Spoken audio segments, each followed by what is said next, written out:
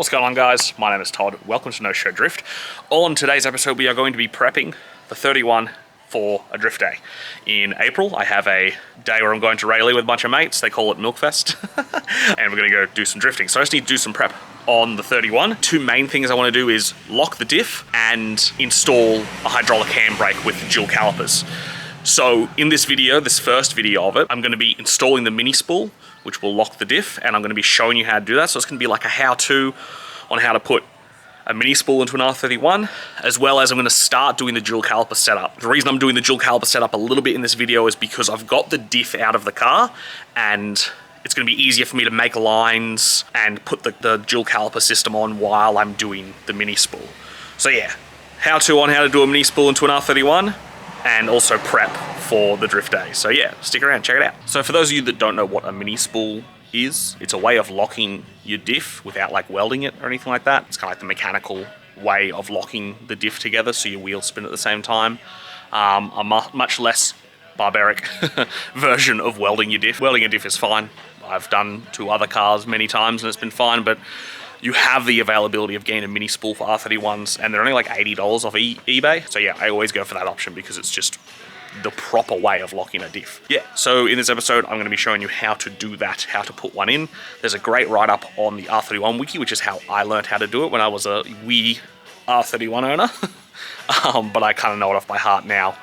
And yeah, I thought I'd make a video on it so people can kind of visually see and get walked through how to do it. Now, the only thing that's going to be different about how I'm doing it and how you'll probably do it is I've taken the entire diff out of the car. The reason I did that is because this dude is a silhouette. Now, the silhouettes from factory came with an LSD. You cannot put a Mini Spool into an LSD center. They're different.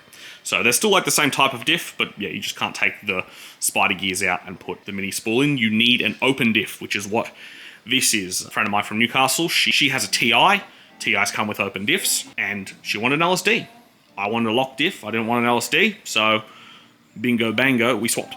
I have her diff, which is this one, which is an open diff, and now in her car she has the LSD that was out of my silhouette. The steps that I'm going to show you how to do, you can do them all while the diff is in the car. You don't have to do it like this, I just have it out and happen to be able to do it like this, which I guess is a little easier because I don't have to be lying on the ground to do the things I'm about to do. I guess one small thing that I just thought of is that the center takes a bit of a tugging to pull out. And I guess it not being attached to the car might prove difficult, but hey, let's cross that bridge when we get to it.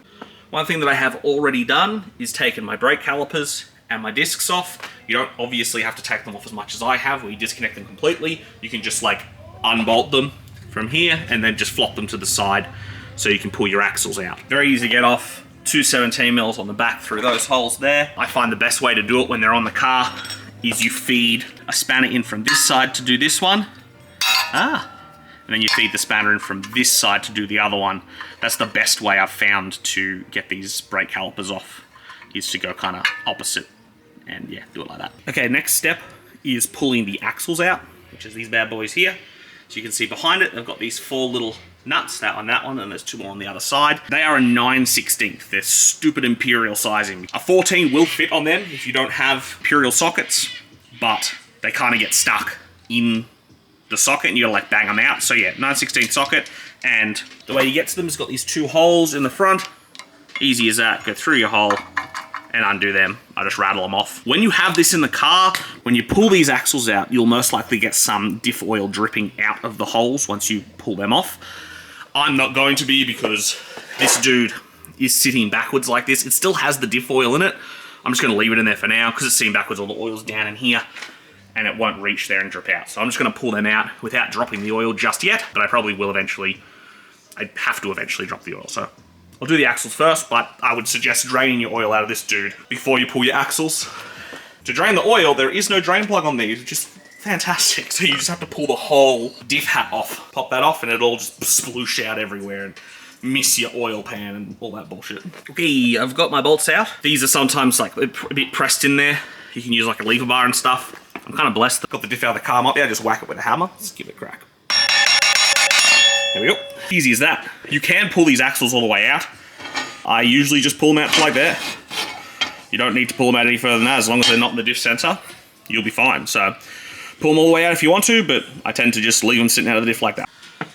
Well, I was mistaken, and I guess the diff level does get high enough that it can just leak out, even with that flop backwards like that. So, here we are. Axles, both out. I did say that I wasn't going to take the axles all the way out, but I just remembered I'm doing the dual caliper setup on this thing as well, so I'll have to pull them out to get this hardware here. So yeah, you just slide it out. That easy.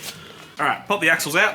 Gonna take the diff out off now. 13 mils all the way around, and they're usually sealed, so you have to like get a screwdriver under there and pop them off. Get a new gasket for this, or just get some gasket goo, whatever you prefer. But yeah, I'm just gonna rattle these off. Don't know if I flex my new Makita toy on here, but my dad got it for me for Christmas, so it's my favorite tool at the moment that I'm using all the time. I've drained the oil out already, as you can see, no more oil in there.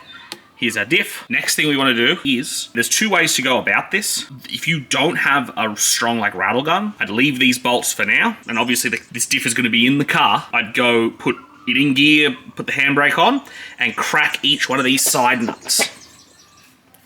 All these dudes here that go all the way along. As you can see, there's a bunch of them. Big thing to note with these bolts is they are opposite thread. There's a little L on the end of them to indicate that they're a left-hand thread. So yeah, they're opposite thread, turn it clockwise, it undoes it. If you have a nice, strong rattle gun, these will break free with a good rattle gun, which is what I have, and obviously it's not in the car, so I've got nothing to hold this to stop it spinning. So, I'm gonna undo these first, get this diff out. That's if you have a good rattle gun. If you don't, crack these bad boys, left-hand thread, in the car with the handbrake and it in gear, spin it, and just loosen off each one of these. Alright, I'm going to undo these bolts now. These bolts on the diff and the hold it in, these two, are a 5/8 Imperial again. I'm just going to pull this dude out now. I'm going to undo these 4 bolts.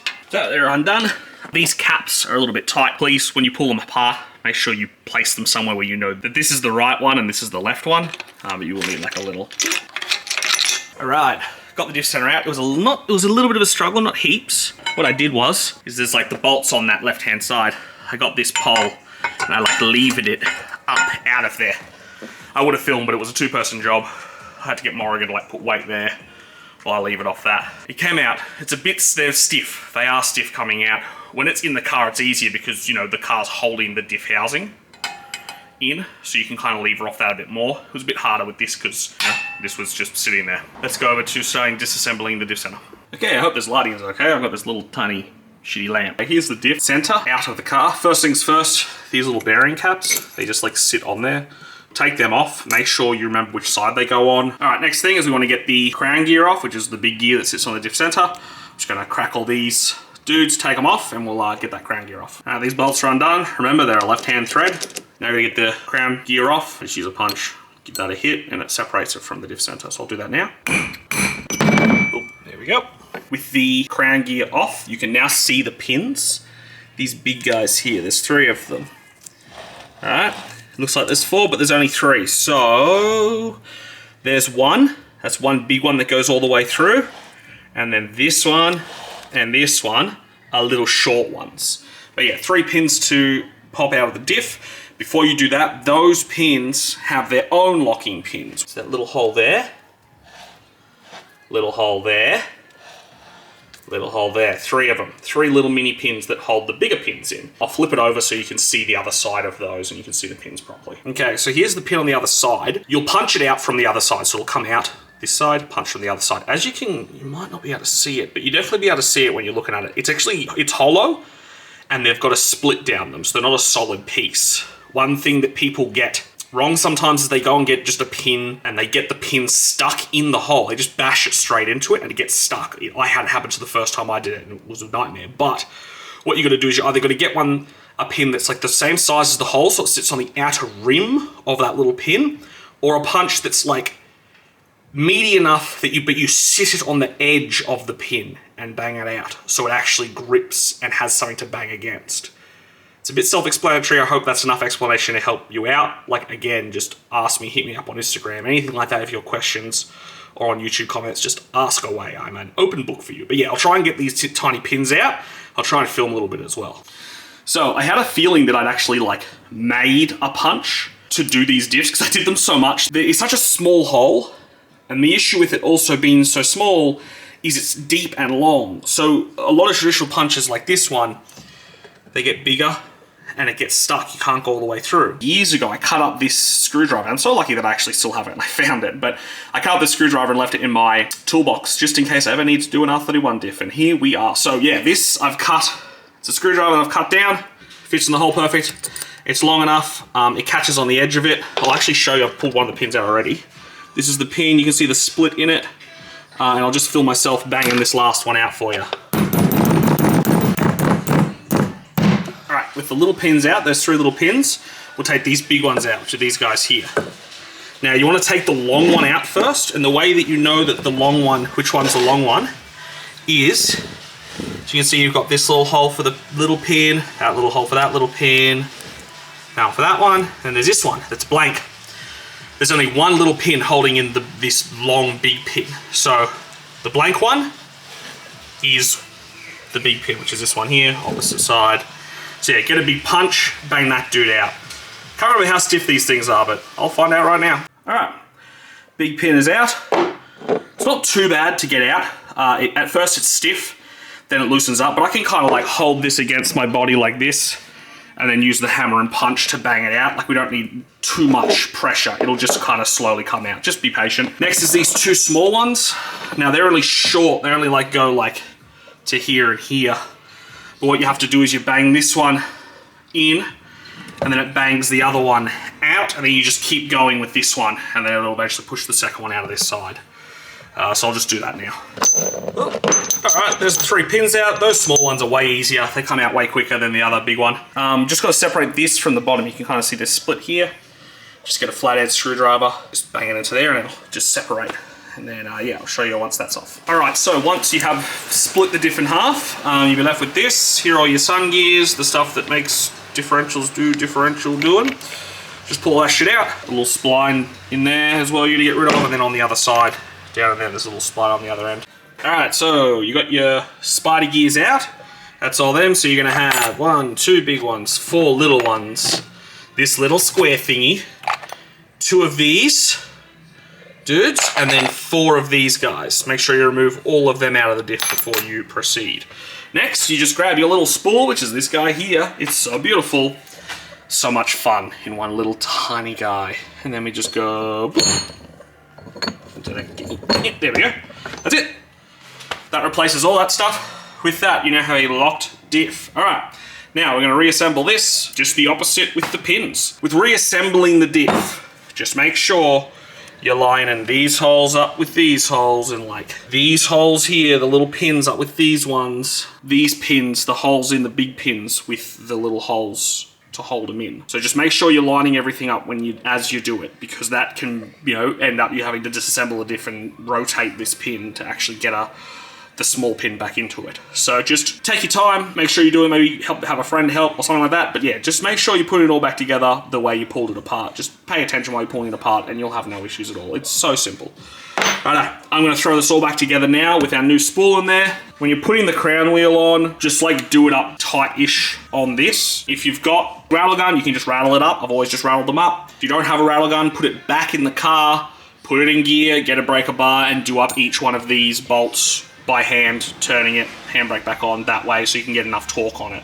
It's the best way to hold it, is to just put it in the car and do it up in there.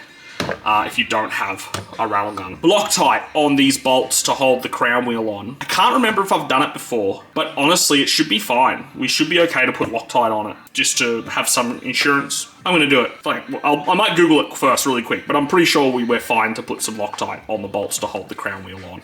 I mean, it holds the whole diff together as well, so I'm probably gonna do it. All right, I'm gonna assemble this. All right. Diff is reassembled, or diff center is reassembled, ready to go back into the diff housing. Put Loctite on the bolts for the crown gear, use my rattle gun, tighten the hell out of it. One thing I had forgotten, and first couple of times I've put a spool in R31s, I've had no problem putting the little tiny pins back in, but the last couple of times I've done them, I have not been able to get them to line up, and I don't know why. It could be a different, like maybe a different company's made this Mini Spool, and maybe it's tighter or something, but I can't whack the big pins through enough to get the holes to line up properly to get the little pins in. Now, I have opted to not put the pins in. The small pins hold the big pin. The other thing that holds the big pins in is the crown gears. You can see the big pin peeking behind there. That big pin is not going to go anywhere because the crown gears are. The last two that I've done, I haven't put these little pins back in. It hasn't been an issue. I've banged on it, skidded it, done everything you could think of, and I have had no issues. So we're just gonna leave it like this. By all means, try harder than I have. Maybe get a big vise if you can get this diff held down, and maybe a bigger punch, bigger hammer to bang the large pins through more and line them up. But it's very hard to do just without any of that stuff. And like I said, the last couple of diffs I've done, I haven't put those pins back in and there's been no issues. So look, up to you. Okay, let's put this diff center back into the diff housing. Diff center is back in the diff housing. They can be a little tricky to put back in. They're very precise. It was actually much easier doing it like this because you can lean it backwards and lower the diff center into the housing. When it's in the car, it sits up and faces you, so you've got to push it in. It can be a bit frustrating sometimes, but persist. Don't force it. Give it little tiny, cute little taps with the hammer. You can bang on these, the caps, put the caps over the bearing, but just very lightly. Don't force it. That's all ready to go. Tighten that down. I'm just going to use some goo. I'm going to seal this diff up. Diff is sealed. Now, it's time to put our axles back in. What I'm about to do will differ a little bit to people who aren't doing a dual caliper setup. I am doing a dual caliper setup.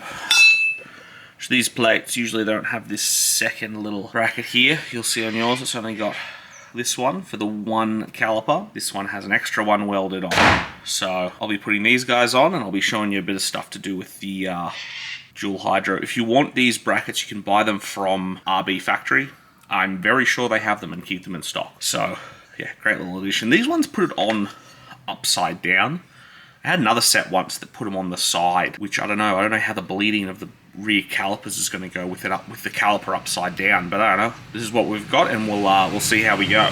So I'm going to throw these on and put my axles in. Right, there's the little bracket on. Now you've got the dust shield that goes on next, which I was hoping I didn't have to run, because the dust shield gets in the way of the second caliper. I was hoping I didn't have to put it on, but I put the axle in, I did it all up, and it doesn't seal properly. It doesn't create a proper seal. It needs that there as like a spacer. I have done a very crude but effective job of just cutting the plate in the center. I probably could have like taken the time and just cut the hole at the bottom for the caliper, but I don't know, CBF. I'm just gonna do this. I don't need the dust cover or anything, so yeah, cut that up. Put that on there. If you're not doing a dual caliper, that's just where you put your dust plate for your brakes.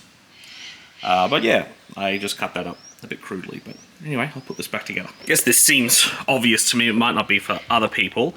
You don't need limited slip oil when you do a spool, just put normal open diff oil in it. Yes, so I'm gonna fill this dude up. The fill bung's like a 30. Crack that bad boy open. 1.7 litres capacity, but you know, fill it till it drips out and you'll be fine. All right, if you are up to this stage with the diff in the car, you're done. Put your brakes back on, you're all sorted. Go do some skids, or drive fast in a straight line and not single, or go around corners fast and not throw singles, whatever you're using this mini spool for. Continuing in this video, I'm gonna be doing some dual caliper stuff. So if you wanna find out about that, please continue to watch. Whether we'll get it done completely in this video, I don't think so. Probably just gonna put the hard lines on the diff, mount the calipers, and then I'd need to go buy some hard lines to make up a line between the handbrake and the rear extra calipers. Yeah, I think we'll do this and then we'll probably wrap the video up after that. So yeah, I'll get some brake lines out and we'll have a look. Okay, so I've mounted the foot brake calipers, the original ones, lines, all that sort of stuff. That's all mounted. Let's talk about brake calipers for a second here. These here are a solid axle VS or VR Commodore. Has to be solid axle. They bolt straight onto this diff with the same size discs, everything. No modification needed, they bolt straight on. The issue that these calipers have, the R31 calipers, is they have the handbrake built in and they seize. They seize really badly. They're a constant issue. People have gotten them rebuilt and they just seize again. They're worthless. But if you want to keep your original handbrake, it's what we got. So that will be using foot brake and cable handbrake, like parking brake. If you want to use a hydro on these R31s, replace your calipers with these VS calipers. So much better. Don't seize. They work perfectly and flawlessly. Obviously, the only issue is they don't have the handbrake on them, so you can't just replace those calipers with these. You will lose your cable handbrake. Maybe you don't want your cable handbrake. What am I to say? But yeah, these are going to be the calipers for my hydro. Yeah, so I'm going to bolt them on now, and I'll do some filming once they're on there. I've got the dual caliper mounted. There's the second caliper. They're not quite upside down. I thought they were going to be right on the bottom, but they're not. They're kind of to the side. But if I have issues bleeding, I can just unbolt it and slide it up to here, bleed it, slide it back down, and then do those bolts back up. Now the lines, I'm going to start here. They're the two lines for the original calipers. They go into a block exactly the same as this, but it's flipped the other way. Faces the other way. What I've done is I've flipped that, bolted it back in, and then used the original line. This is off another diff. This is another set of factory brake lines. So they're a little rusty and old, but they're fine. And look at that. Into there. And then this one follows around the back of the diff there. Look, it's not the most beautiful job in the world. I could replace it with all new hardline. I do have a flaring kit, but I just wanted to try and do it like that. One thing I didn't mention is that if you look at this guy here, there's the brake line. That's the original R31 caliper. It goes into the bottom. It goes into the bottom there. Whereas on the VS Commodore caliper, it goes in the top. So you just have to be careful of this rubbing on your wheel because it can get close. I rubbed through one once, but I didn't have it mounted properly, so that could have been an issue. But I'll have a good look at it once I get it on the car to make sure that's not going to rub on the wheel. Over there you can see it kind of sticks up. So you just be careful when you do those calipers. But yeah, all right. I'm going to put this diff back in the car. I'm not going to film me putting the diff in the car. It's very straightforward and it's just a bit awkward to do it underneath there. Alright guys, thank you for watching. Any questions on how to do and how to install the Mini Spool, please ask me. If there's something I didn't cover or you get stuck or anything, hit me up on Instagram, hit me up in the YouTube comments, whatever. Not going to go any further with the dual caliper setup. We're going to stop there. In the next video, we'll be doing dual caliper setup and we'll be putting a bucket seat in the 31 as well. Maybe a few other things, but it might be a bit of a shorter video, but whatever. Like, subscribe, stick around, check out my other stuff, check out my TikTok, whatever. Yeah, see you later.